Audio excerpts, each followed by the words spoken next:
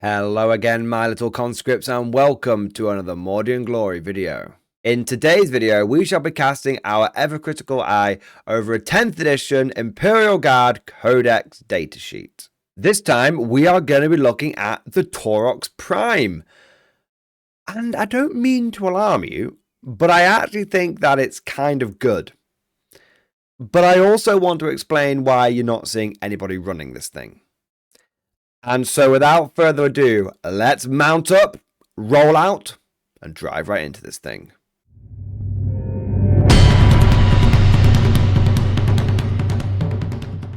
As is tradition, let us begin with a cheeky gander at the Taurox's stat line. First up, we've got movement 12. This is actually quite a big deal. Most of the guard vehicles have only got movement 10. But the reality is, unless you're in Hammer of the Emperor detachment and you're able to just blast through walls in a straight line, a lot of your vehicles are actually going to be moving about 8 inches in total. And this is because of pivots.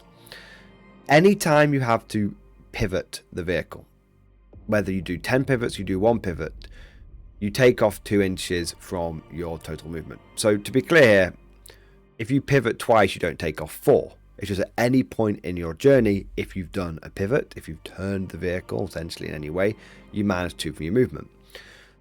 With there being so much terrain on the boards these days, most vehicles are pivoting around things. Even ones that can fly, because fly isn't really very good anymore. It used to mean you could just move over terrain if it wasn't there, but now they have to go up and down. So even vehicles that fly tend to find themselves pivoting. Unless you want a round base, you have to take off 2 inches from your movement. The Taurox Prime having a 12-inch move means that it's not overly slowed down. It's still moving double digits, even if it is having to go around a lot of these dense L-shaped ruins. This not only helps it get good angles, and it actually has firepower that's worth a damn, unlike so many other guard transports or just the regular Taurox, but it also means that it's able to get the occupants a little bit further forward and get them around the edge of ruins so that they can deliver their firepower as well. Because the Taurox Prime, when you're thinking about it, it's a transport, so you don't want to think about its firepower, you want to think about what it's transporting at the same time. Although, as we'll see later on this video, that is a bit of a double-edged sword. So it's fast, and this actually does have a measurable impact on the game. The bad thing about the Taurox Prime, though, especially its stat line, is its durability is weak. Very weak.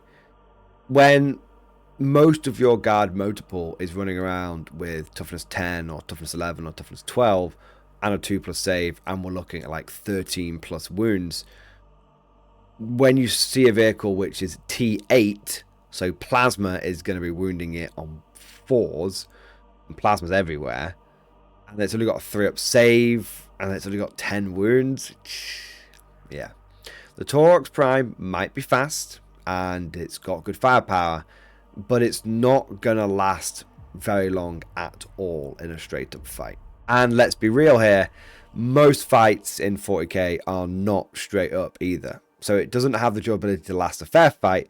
Most of the time, it's going to get bullied badly. It does have leadership of 7+, which is very normal for the guard, not much to write home about there. And it is objective control of 2, which is fine. Both of these stats are what we would expect of a guard vehicle in this weight category. As part of its normal loadout, the Taurox Prime comes equipped with a battle cannon and a Taurox hotshot volley gun.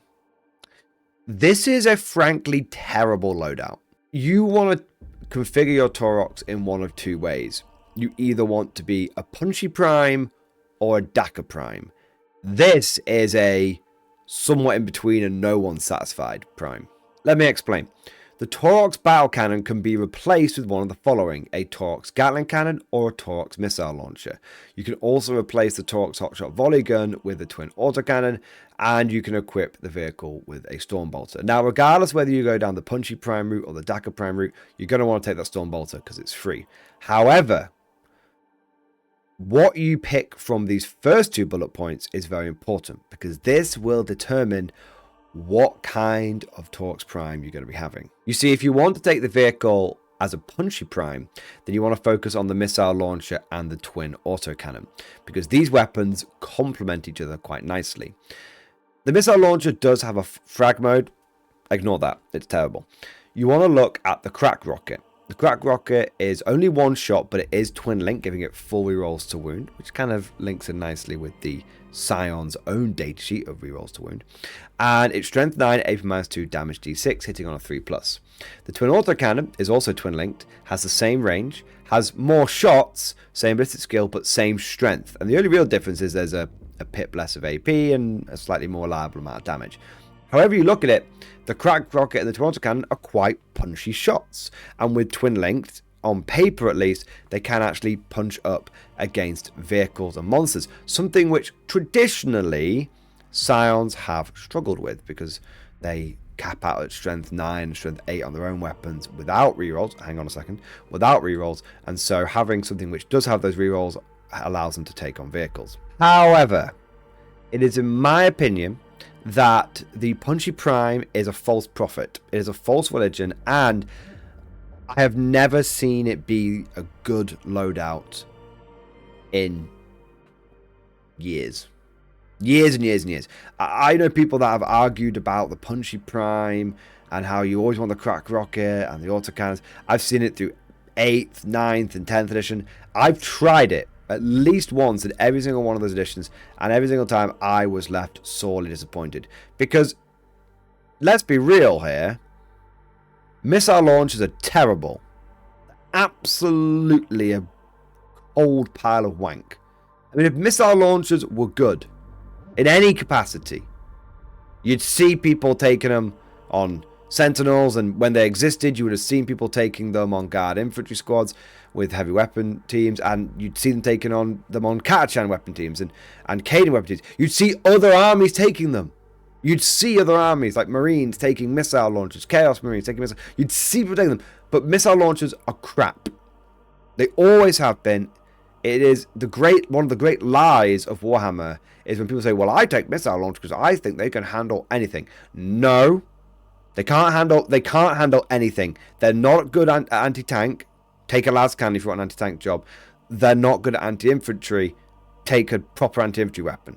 And whilst autocannons are decent, they've only got 2 shots, and AP -1 generally means that the moment that you encounter a small twig, a bit of cover that your opponent can hide behind, their potency is going to wilt quite quickly. And the worst thing is, the final nail in the coffin for the punchy prime is that in 10th edition, with the Guard Codex, Scions now have inbuilt rerolls to wound.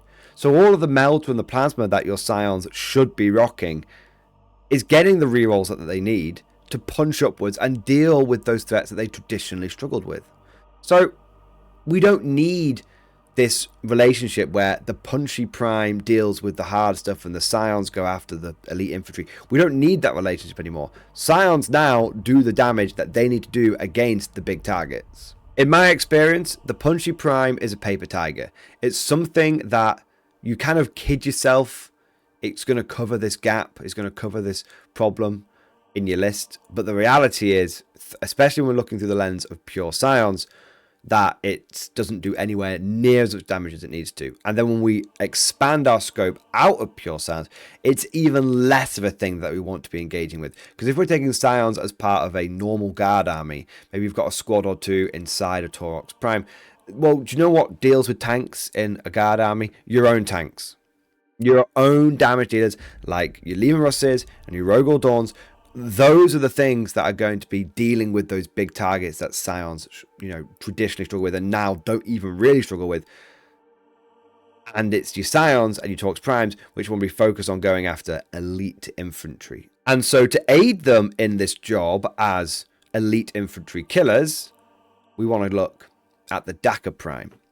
Now, I have run 5 or 6 Taurox Primes in an army, competitively, in 10th. And I have found that the Dakka Prime is decent. It's actually really good. To make a Dakka Prime, what you want to do is to swap out your battle cannon for a Taurox Gatling cannon. By the way, before we even talk about that. We need to really know why I'm slagging off the battle cannon so much. I mean, look at it. It's a D6 shot weapon with blast, so it's like it's wholly unreliable, and it's only strength 8, and it's only AP-1, and it's only damage 2. It's just a giant bag of wank. It literally, they couldn't have made an actively worse main weapon for this vehicle if they tried. It's not punchy enough. It's not reliable enough. It's not anything enough. It's just awful. Never take the Taurox battle cannon. Anyway, let's go back to the Dakar Prime. Gatling cannon, and you want to keep the hotshot volley gun, and you've got the storm bolter. Starting off with the twin Taurox hotshot volley gun, I'm going to be honest with you, this is not the main reason for taking this vehicle. It's fine. It's okay. It does a half decent job. It's going to get 6 shots in half range. You want to be thinking about it in terms of half range, because you'll be driving forward and being aggressive, transport your infantry into the heart of the fight. Strength 4, AP -1, damage 1. Like I said, I'm not going to try and exaggerate here and say this is going to scythe down everything left, right, and center. It's not going to do that. What it will do is plink off the occasional wound, and will be surprisingly effective against things like Eldar, who are typically toughness 3 with like a 4-up save, maybe a 3-up, but still, it's fine.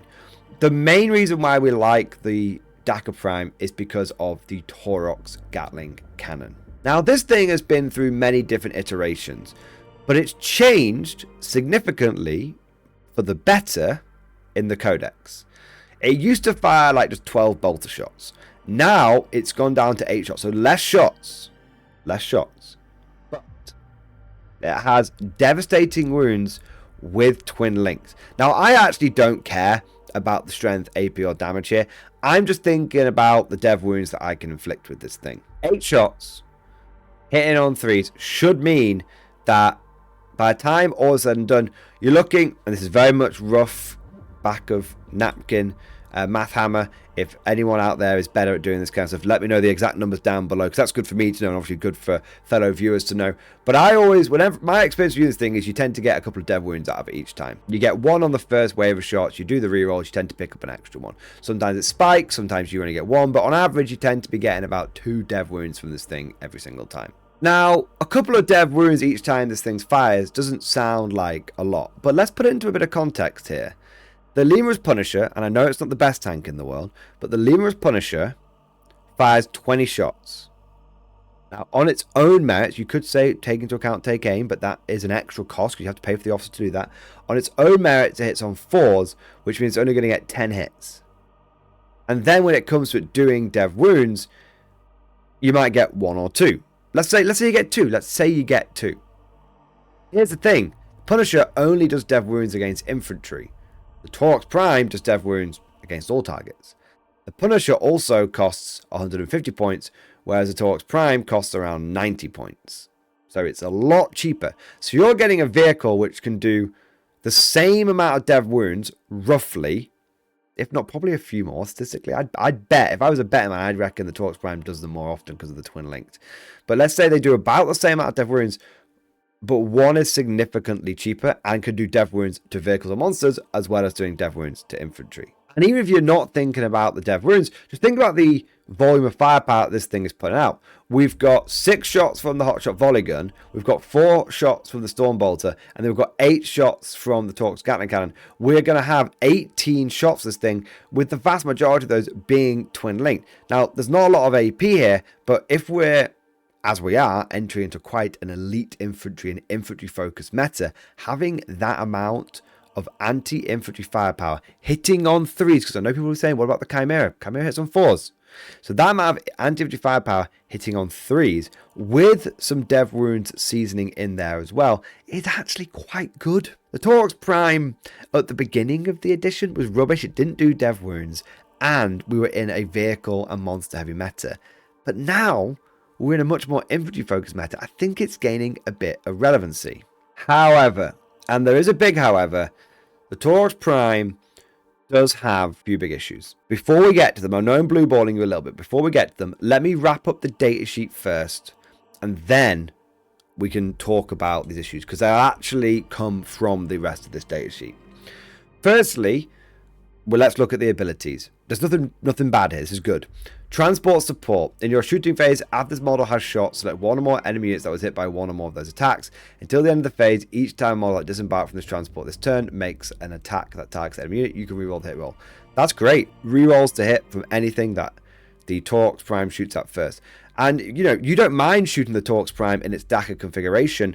You don't mind shooting it at vehicles and monsters now, because it can do the dev wounds. And you don't mind shooting it at infantry because, well, DACA primes love scything down infantry. Combine this with the Tempestus Scion's own ability to get rerolls to wound, and you can have a unit jumping out of a Taurox with full rerolls to hit, full rerolls to wound, with the transport that's doing some dev wounds, with themselves being potentially able to throw grenades and then do their own shooting, with lots of plasma and melter. It actually makes for a pretty potent punch. But this is where we get to the last bit of the data sheet, and unfortunately where we have to start talking about why the Taurox Prime isn't being fielded in anybody's lists. Transport. This model had a transport capacity of 12 Militarum Tempestus infantry or Astra Militarum infantry character models. So what this means is you can only put Scions, Scion Command Squads, or Aquilans inside the Taurox Prime, and you can only put guard characters inside the Taurox Prime. You can't put Kazakin in here. You can't put Deathcore of Krieg or Katchans or anything like that in here. The only data sheets that can go in here are either characters or Scions, Aquilans, and Scion Command Squads. This on its own, unfortunately, quite badly limits the Taurox Prime. But it wouldn't be such a big deal if Scions weren't really bad at the moment. So the Scion datasheet itself is fine. I've covered the Scion datasheet previously, and it's actually a lot going for it. The problem with Scions is that they have been really over points costed. And if you're watching this video in the future and Scion points have come down, then this makes the Taurox Prime good, and it makes Scions good, and this last bit isn't relevant. You can just enjoy the Taurox Prime for being a good unit, okay? But at the time of recording, Scions are just too damn expensive. A 10-man squad is 140 points. Then you've got to factor in the cost of the Taurox Prime as well, which is 90 points.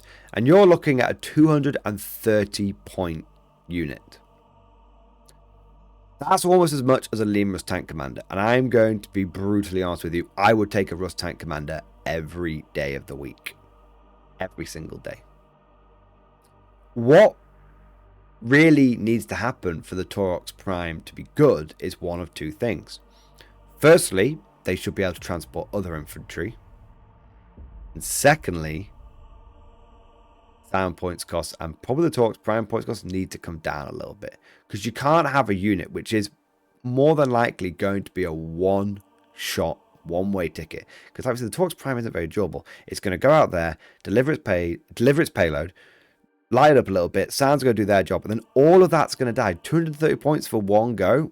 Even with all the reroll stuff, it might do a good job, but it's still a lot to ask. Or you could take a tank commander who, with good play, especially against a lot of assault armies out there which don't have a lot of firepower, so you can screen them out well, with good play could fire 4 to 5 turns of the game and deliver pretty punishing damage. Maybe not as much as in one go as the Taurox Prime, but over the course of the game, far more than that one Taurox Prime with its payload. And that's really the big issue. Scions are too expensive. The Taurox Prime is probably a little too expensive. And so the two together are way overcosted. But you know what's crazy? I think Games Workshop knew that. And if you're looking for someone to blame, you only need to look in the mirror. I know why you did it. There are all number of reasons to cloud your judgment. Fear, terror, danger, they're everywhere. The Taurox Prime and Scions were obviously designed to work together before Scions had their deep strike added back. Now, I know this is sort of blurring the lines between being a Taurox Prime video and being a Scion video, but I think these two units are intrinsically linked. So talking about them together, I think, makes sense. If we look at the Scion datasheet, Scions do not have the deep strike ability on their codex datasheet. When this was first revealed, a lot of people thought it was a typo, and there were lots of people guffawing at themselves, saying, oh, GW quality control. I don't think it was a mistake. I think that there was a design choice that was made, where Scions were going to lose deep strike, and Tempestus Aquilans were going to be the deep striking Scions. And the idea was that Scions were going to be the more foot slogging, the mechanized route, and that regular Scions and Taurox Primes were going to work hand in hand. And if you wanted deep striking Scions, then you'd go down the Aquilan route. At some point, for some reason, GW blinked. I suspect that they knew that the community would push back on this, because the one thing that wargamers don't like is change. The one thing they demand is change. They want balance, balance, balance, balance, but they also hate change. It's a controversial opinion, but it's one that I will stand by. I think that if Scions had lost deep strike, they would be in a better position now. But people couldn't look past their own nose. People couldn't look to the long-term consequences.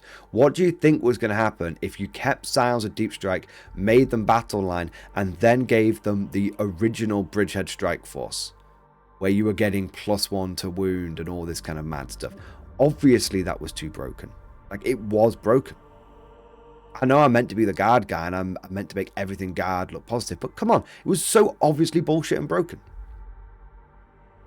What was meant to happen is Bridgehead was meant to come out, Scions weren't meant to have deep strike, and the way that Bridgehead would have been far more balanced, and you would have kept your +1 to wound on Bridgehead if it had been through the lens of your Scions are starting in primes, and you are jumping out of primes, and you're paying, you know, it's powerful, but you're paying points for Taurox primes, and you're not as just bang, drop in, smash everything. You're drive up, there's staging, there's actual skill that needs to be involved, not just deep strike, boom.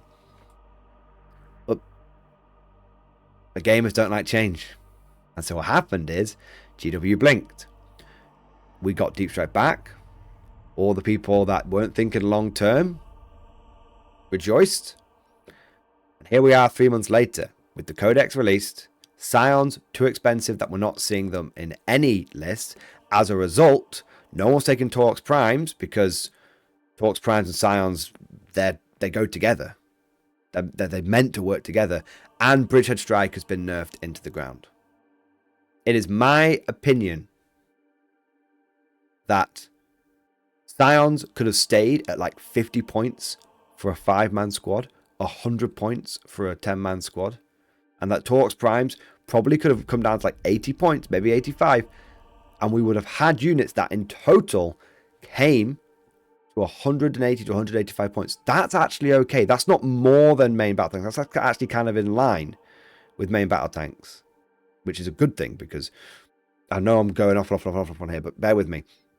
The being at that points level makes sense, because Scions can do more damage in one go, but then die. Battle tanks do damage over long term. So them being the same points, roughly the same points, makes sense. Having Scions cost more doesn't make sense, because the benefits aren't worth the extortionate points cost. So it's going back to what I was saying. It's my opinion that if Scions had lost deep strike, we would have been able to keep Bridgehead unnerfed. We would have seen a lot more Taurox Primes moving around, and Scions would have stayed at a lower points cost.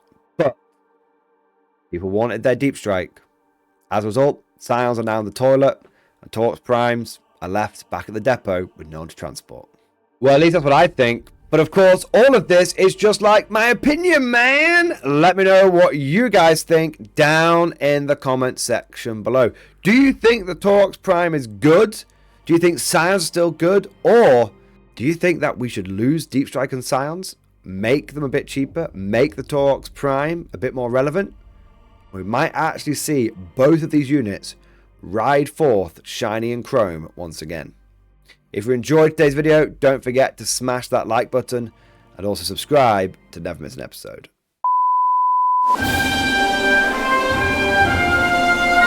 Would you like to know more?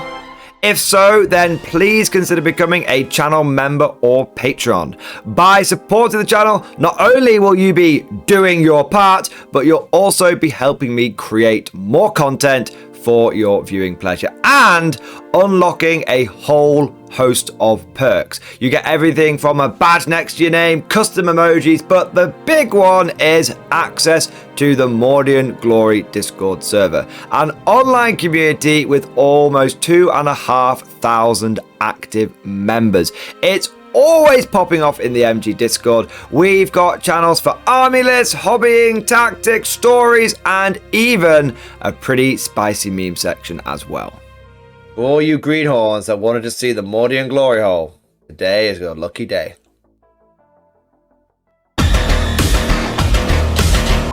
And joking aside, I do want to say a massive thank you to all of the current channel members and patrons. You guys are amazing, truly the lifeblood of the channel. I could not do Mordian Glory full-time without the incredible and generous support of my members, so thank you guys so much. And last but certainly not least, I want to say a personal thank you to all of my top tier Patreons.